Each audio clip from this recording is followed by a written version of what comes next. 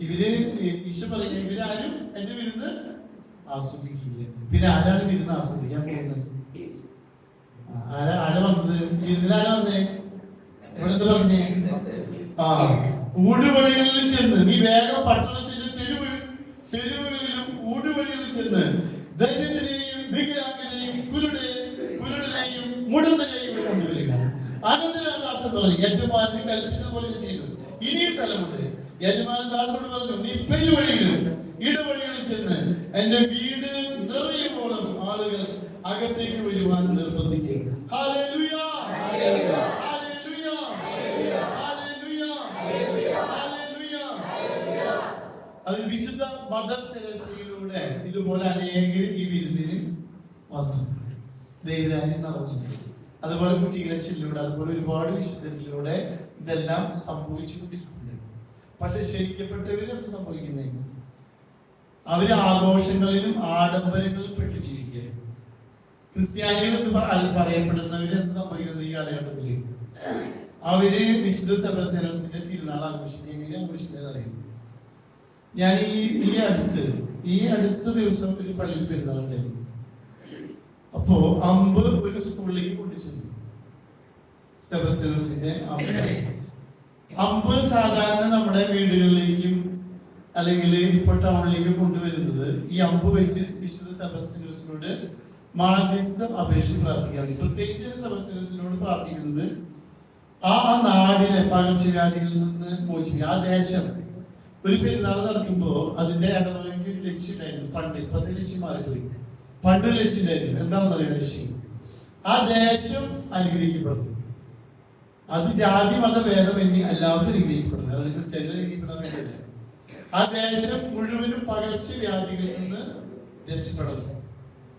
പിന്നീട് എന്ന് പറയുന്നത് ഒരുപാട് പ്രതിസന്ധികളും പ്രശ്നങ്ങളും പെട്ട് ജീവിക്കുന്ന കുടുംബങ്ങള് വിശുദ്ധ സെബസ്ത്യാനോസിന്റെ മാധ്യസ്ഥം വഴി രക്ഷയിലേക്ക് കടന്നു വരുന്നു.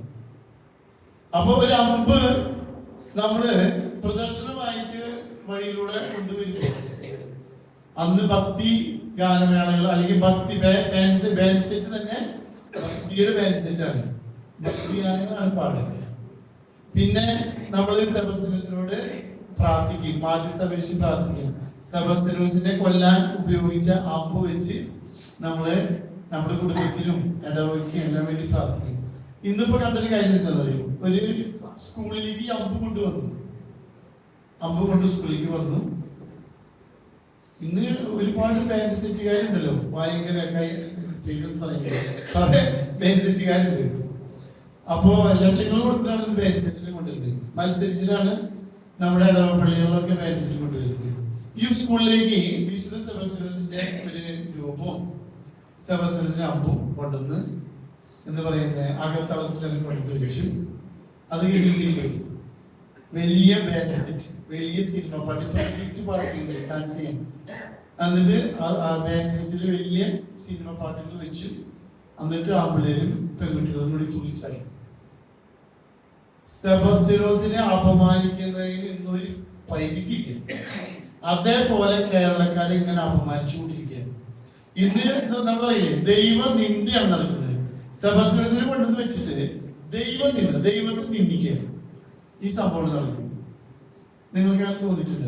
അത് എനിക്ക് മാത്രമുള്ള തോന്നലാണ്. തോന്നിയായിരുന്നു അല്ലേ?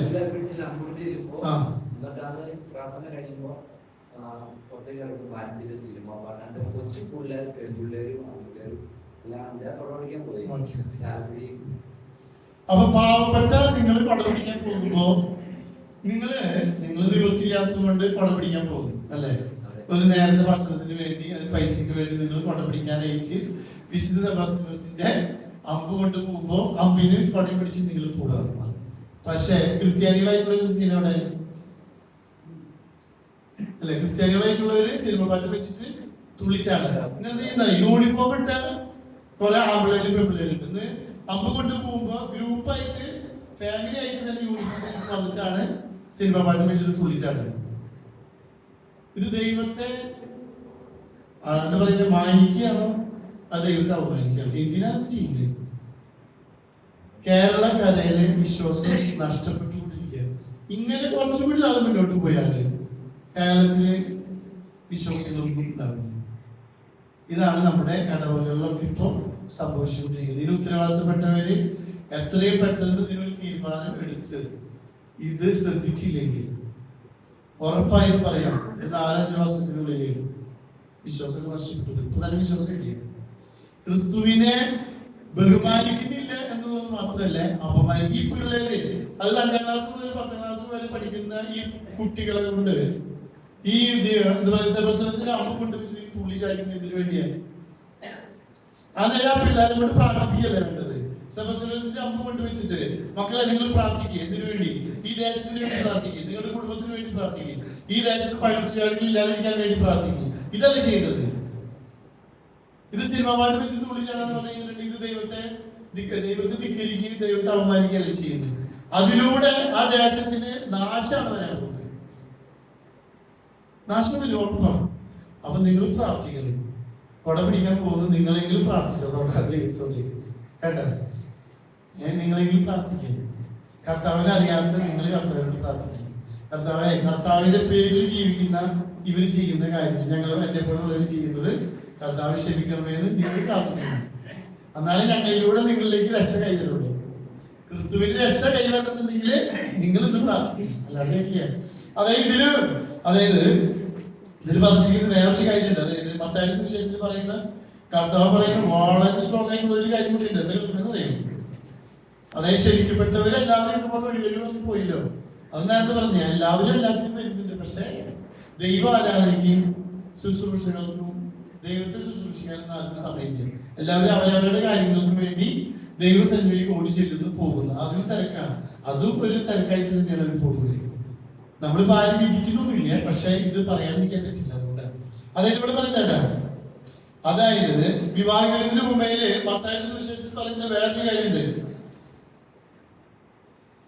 വീണ്ടും അവൻ വേറെ ഭൃത്യന്മാരെ അയച്ചുകൊണ്ട് പറഞ്ഞു, ഇതാ വിരുന്ന് സജ്ജമായിരിക്കുന്ന എന്റെ കാളകളെയും കൊഴുത്ത മൃഗങ്ങളെയും കൊന്ന് എല്ലാം തയ്യാറാക്കി കഴിഞ്ഞു, വിവാഹ വിരുന്നിന് വരിക എന്ന് ക്ഷണിക്കപ്പെട്ടവരോട് ചെന്ന് പറയുന്നു. എന്നാൽ ക്ഷണിക്കപ്പെട്ടവർ അത് വകവയ്ക്കാതെ ഒരുവൻ വയലിലേക്ക് വേറൊരു വ്യാപാരത്തിന് പോയി കളഞ്ഞു. മറ്റുള്ളവർ ആ ഭൃത്യന്മാരെ പിടികൂടി അവരെ അവമാനിക്കുകയും വധിക്കുകയും ചെയ്തു. രാജാവ് ക്രുദ്ധനായി സൈന്യത്തെ അയച്ച് ആ കൊലപാതകം നശിപ്പിച്ചു. അവരുടെ നഗരം അഗ്നിക്കിരയാണ്. ക്രിസ്ത്യാനികളുടെ നഗരം അഗ്നിക്കിരയാക്കി പറയുന്നത്. സൈന്യത്തെ ദൈവത്തിന്റെ മാലാഖമാരാകുന്ന സൈന്യത്തെ ഈ നഗരങ്ങളിലേക്ക് അയച്ച് ഇത് നശിപ്പിക്കാതിരിക്കാൻ നമുക്ക് പ്രാർത്ഥിക്കാം. പ്രാർത്ഥിക്കണം. കാരണം ക്ഷണിക്കപ്പെട്ടവർക്ക് ആർക്കും ഈശോ പറയാം, ക്ഷണിക്കപ്പെട്ടവരാരും അതിന്റെ വിരുന്ന് ആസ്വദിക്കുന്നില്ല. അത്രയധികം തിന്മയിലേക്കാണ് പോയിക്കൊണ്ടിരിക്കുന്നത്. ഇടവക ദേവാലയങ്ങളിൽ ഇങ്ങനെ സംഭവിക്കുകയാണെങ്കിൽ പുറത്തെന്തൊക്കെ സംഭവിക്കും? അപ്പൊ അതുകൊണ്ട് കർത്താവോട് പറയുന്ന സൈന്യത്തെ അയക്കുന്നു പറഞ്ഞു. എന്തിനാണ് സൈന്യത്തെ അയക്കുന്നത്? ക്ഷണിക്കപ്പെട്ടവരാരും വന്നില്ല. എല്ലാവരും അവരവരുടെ ജീവിത മേഖലകൾ കൊണ്ട് അല്ലെങ്കിൽ ലോകത്തിന്റെ തിരക്കുകൾ കൊണ്ട് പല കാരണങ്ങളുണ്ട്. പക്ഷെ ഈ കാരണങ്ങൾ കൊണ്ടൊക്കെ നഷ്ടപ്പെടുന്നത് നിത്യവിരുന്നാണ്, സ്വർഗരാജ്യമാണ് നഷ്ടപ്പെടാൻ പോകുന്നത്. പല തിരക്കുകളുണ്ട്. പക്ഷെ ഇവിടെ പറയുന്നത് എന്തറിയും? ആ നഗരത്തെ ദൈവത്തിന്റെ സൈന്യത്തെ അയക്കാൻ പറയുന്നത്. ഇന്ന് ഓരോ ദേവാലയങ്ങളിലും തിരുനാളുകൾ കഴിയുമ്പോൾ ദൈവസന്നിധിയിൽ കരഞ്ഞ് പ്രാർത്ഥിക്കുന്നുണ്ട്. ഇതിനു വേണ്ടി ക്ഷമ ചോദിച്ചു കൊടുക്കും. കർത്താവേ, എന്തൊരു മാതൃക അല്ലെ? നിങ്ങളെ ചിന്തിച്ചുകയെ നിങ്ങൾക്ക് തന്നെ തോന്നിയില്ലേ ഇത് നല്ലൊരു മാതൃകയല്ല അല്ലെ? നിങ്ങൾ കുട പിടിക്കാൻ പോയപ്പോ നിങ്ങൾ ഒരു നേരത്തെ അന്നത്തിന് വേണ്ടി കുട പിടിക്കാൻ പോയ നിങ്ങൾക്ക്, ക്രിസ്ത്യാനികളല്ലാത്ത നിങ്ങൾക്ക് തന്നെ തോന്നി ഇത് എന്താണ് ഇങ്ങനെ? അതിശയാണ്. എല്ലാ സിനിമ പാട്ട് തുള്ളിച്ചാട്ടെ എല്ലാവരും അടക്കം. അപ്പൊ കൊട പിടിക്കാൻ പോയ നിങ്ങൾക്ക് ഇത്രമാത്രം അസ്വസ്ഥ ഉണ്ടായി. പക്ഷെ തുള്ളിച്ചാടുന്നവർക്കും എന്നെ പോലെയുള്ള ക്രിസ്ത്യാനികൾക്കും വലിയ പ്രശ്നം തോന്നില്ല. അതാണ് പ്രശ്നം. നിങ്ങൾക്ക് ക്രിസ്തുവിന് തരേണ്ടവരാണ്. ഞങ്ങളുടെ ജീവിതത്തിലൂടെ ക്രിസ്തുവിന് പകർന്നു തരേണ്ടവരാണ് ഞങ്ങൾ. പക്ഷെ നിങ്ങൾക്ക് ദുർമാതൃകയാണ് തരുന്നത്. അപ്പൊ അതുകൊണ്ട് നമുക്ക് ദൈവസന്നിധിയിൽ മാപ്പ് ചോദിച്ച് പ്രാർത്ഥിക്കണം. കാരണം ക്രിസ്തുവിനെ കൊടുക്കുന്നില്ല എന്നുള്ളത് മാത്രമല്ല വലിയ ദുർമാതൃക. പക്ഷെ ഞാനൊരു ദേവാലയത്തിൽ പോയി കഴിഞ്ഞപ്പോൾ ഈ ദിവസങ്ങളിൽ തന്നെ തൃശ്ശൂരുള്ള ഒരു ദേവാലയത്തിൽ പോയി എനിക്ക് ഭയങ്കര സന്തോഷം തോന്നി. കാരണം വികാരിച്ചൻ അവിടെ നിന്ന് വിളിച്ച് പറഞ്ഞ് തിരുനാളുമായി ബന്ധപ്പെട്ട കാര്യങ്ങൾ വികാരിച്ച് പറഞ്ഞ കാര്യമാണ്. അതായത് തിരുനാള്, വിശുദ്ധന്റെ തിരുനാള് വളരെ ഭക്തിപൂർവ്വം മനോഹരമായിട്ട് നമുക്ക് കൊണ്ടാടുന്നു. വെയിൽ സെറ്റിന് മുന്നിൽ നിന്നുള്ള തുള്ളിച്ചാട്ടങ്ങൾ പാടില്ല. അച്ഛൻ പറഞ്ഞു തുള്ളിച്ചാട്ടങ്ങൾ പാടില്ല. അതായത് ദേശത്തിന് അനുഗ്രഹം കിട്ടാൻ വേണ്ടിയാണ് നമ്മൾ ഈ തിരുനാൾ നടത്തുന്നത്. അതിന്റെ വികാരിച്ച് പറഞ്ഞൊരു കാര്യമില്ല, ഞാന് തിരുനാളിന്റെ തലേദിവസം മുതൽ ഭക്ഷണം കഴിക്കാതെ ഉപവസിക്കുക. ശനിയാഴ്ച മുതൽ ഈ പാവം വികാരി, അല്ലെങ്കിൽ വെള്ളിയാഴ്ച വൈകുന്നേരം മുതൽ ഈ പാവം വികാരിച്ച് ഉപവസിച്ച് ചൊവ്വാഴ്ച രാവിലെ വരെ പച്ചവെള്ളം മാത്രം കുടിക്കുന്നുള്ളൂ. എന്തിനു വേണ്ടി അറിയും? ഇടവകക്കാരുടെ വിശുദ്ധീകരണത്തിന് വേണ്ടി ഈ വികാരിച്ച് വെള്ളിയാഴ്ച വൈകുന്നേരം ഉപവാസം എടുത്തിട്ട് പച്ചവെള്ളം മാത്രം കുടിച്ച് ചൊവ്വാഴ്ച രാവിലെ വരെ. എന്തിനു വേണ്ടി? ഇടവക ജലത്തിന്റെ വിശുദ്ധീകരണത്തിന്, ആ ദേശത്തിന്റെ വിശുദ്ധീകരണത്തിന് വേണ്ടിയാണ് ചെയ്യുന്നത്. പക്ഷെ ഇടവകാലം എന്ത് ചെയ്യാൻ പോണേ? ഇടവകാലം ചെയ്യാൻ പോണേ ഈ ബേസിന്റെ മുന്നിൽ നിന്ന് തുളിച്ചടക്കും. പക്ഷെ ഈ വികാരിച്ചിന്റെ ഉപവാസ പ്രാർത്ഥനയിലൂടെ ഞാൻ വിശ്വസിക്കുന്ന ഒരു കാര്യമുണ്ട്, ആ ഇടവകയിൽ എന്തായാലും കൃഷി ചെയ്യുന്നത്. കാരണം അതിന്റെ നേതാവായ വികാരിച്ചൻ ഇത്രമാത്രം ഉപവസിച്ച് ത്യാഗം എടുത്തുകൊണ്ട് ആ ഇടവക ജനത്തിന് വേണ്ടി പ്രാർത്ഥിക്കുന്നുണ്ടെങ്കിൽ ആ തിന്മയുടെ അരുട്ടി, ആഡംബരത്തിന്റെയും തുള്ളിച്ചാടലിന്റെയും അരുട്ടി അവിടെ നിന്ന് കിട്ടുന്നു. പ്രാർത്ഥനയുടെ ഒരു അന്തരീക്ഷം ആ ദേവാലയത്തിൽ ഉണ്ടാകും എന്ന് തന്നെയാണ് ഞാൻ വിശ്വസിക്കുന്നത്. ഹല്ലേലൂയ, ഹല്ലേലൂയ, ഹല്ലേലൂയ. സ്നേഹമുള്ളവരെ, അതുകൊണ്ട് നിങ്ങൾ മനസ്സിലാക്കുക, നിങ്ങളെ ദൈവം വിളിച്ചുകൂടെ കൊണ്ടുവന്നിട്ടുണ്ടെങ്കിൽ ഇത് ദൈവത്തിന്റെ അനന്തമായ സേവനമാണ്. കർത്താവിന്റെ അനന്ത പദ്ധതിയുടെ ഭാഗമാണ് നമ്മളെല്ലാം. കർത്താവ് അത്രമാത്രം നമ്മൾ സ്നേഹിക്കുന്നു. ദൈവരാജ്യം ഇവിടെ വചനത്തിൽ നമ്മൾ പറയുന്നത്, വചനത്തിൽ വളരെ സത്യസന്ധമായി പറഞ്ഞിരിക്കുന്ന കാര്യം, വഴിക്കവലകളിലുള്ളവരും തെരുവാല ബസ് സ്റ്റാൻഡിൽ എടുക്കുന്നവരും റെയിൽവേ സ്റ്റേഷനിൽ എടുക്കുന്നവരാണ് സ്വർഗ്ഗരാജ്യത്തിൽ പ്രവേശിക്കാത്ത പറയുന്നത്. ക്ഷണിക്കപ്പെട്ടവര് ആരും വന്നില്ല എന്ന് പറയുന്നത്. വന്നില്ല എന്ന് മാത്രമല്ല, ഇനി അവരോട് വരാൻ പറയാൻ ചെന്ന വൃത്തിമാരെ കൊന്നു കളയുന്നത്, അവരെ അവമാനിച്ചു വിടാം. നമ്മൾ പറയില്ലേ, ഇപ്പൊ നമ്മളിപ്പോ ചെന്നിട്ട് ഇപ്പൊ ജീവിത മേഖലയാണ്, നിങ്ങൾ സുവിശേഷത്തിന് വേണ്ടി ജീവിക്കണം പറയുമ്പോ അടിയിട്ട് നമുക്കിപ്പോ അതാണ് ഇപ്പോഴത്തെ അവസ്ഥ. അപ്പൊ അതുകൊണ്ട് ഒരു 10 ദിവസം ഇവിടെ വന്ന്, അല്ലെങ്കിൽ 8 ദിവസം നിങ്ങൾക്ക് ഇവിടെ വന്ന്, ഒരു 8 മുഴുവൻ ദിവസവും ഇവിടെ വന്ന് ദൈവത്തെ ആരാധിക്കാനും ദൈവത്തെ കുറിച്ച് അറിയാനും നിങ്ങളെ ദൈവം വിളിച്ചിവിടെ കൊണ്ടുവന്നിട്ടുണ്ടെങ്കിൽ ദൈവത്തിന്റെ കരുണയും സ്നേഹവും നമ്മൾ നോക്കുമ്പോൾ നമുക്കെല്ലാം നഷ്ടപ്പെട്ടു.